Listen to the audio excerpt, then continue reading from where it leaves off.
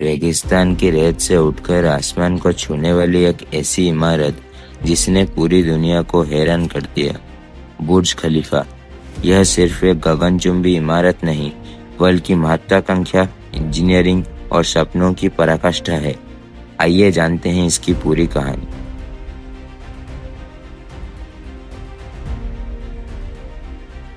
दुनिया की सबसे ऊंची इमारत बुर्ज खलीफा की ऊंचाई है 828 मीटर। इसमें 163 मंजिल है। इसका उद्घाटन 4 जनवरी 2010 को हुआ था। इसे डिजाइन किया शिकागो की मशहूर फर्म स्किडमोर, ओविंग एंड मरिल ने और प्रमुख आर्किटेक्ट थे एड्रियन स्मिथ। इसके ढांचे की इंजीनियरिंग की जिम्मेदारी थी बिल बेकर के हाथों में।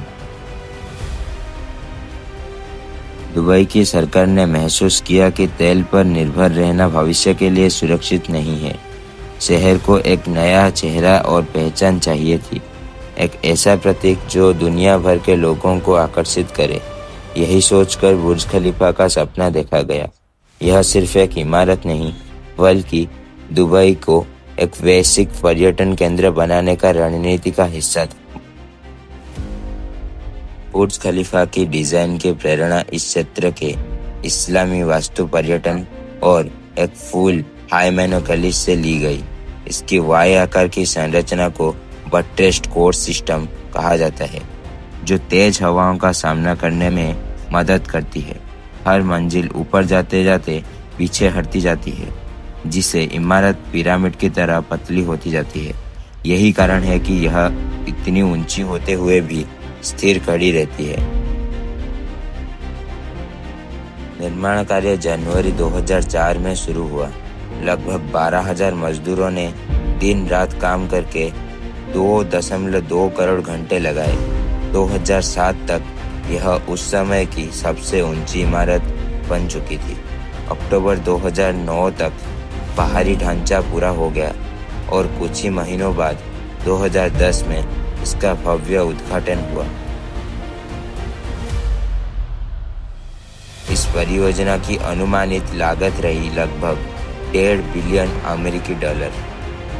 डेवलपर थे इमार प्रॉपर्टीज और इसके चेयरमैन मोहम्मद अल अब्बार। ध्यान देने वाली बात यह है कि पूरी डाउनटाउन दुबई परियोजना, जिसमें बुर्ज खलीफा, दुबई मॉल और अन्य इमारतें शामिल हैं, उस पर इससे कई गुना ज्यादा खर्चा हुआ। इतनी विशाल परियोजना के पीछे इंसानों का पसीना और मेहनत है। मजदूरों का एक बड़ा हिस्सा दक्षिणी एशिया से आया था। रिपोर्ट के अनुसार कई बार उन्हें कम मजदूरी, कठिन परिस्थितियों और लंबे काम के घंटों का सामना करना पड़ता था। यही वजह है कि बुर्ज खलीफा के साथ श्रमिक अधिकारों पर सवाल भी उठे। चलिए जानते हैं इसके अंदर क्या है। अंदर है एक अलग ही दुनिया। यहाँ स्थित है Armani hotel, luxury apartments, office, restaurant और ऑब्जर्वेशन डेक यानी दर्शक मंच।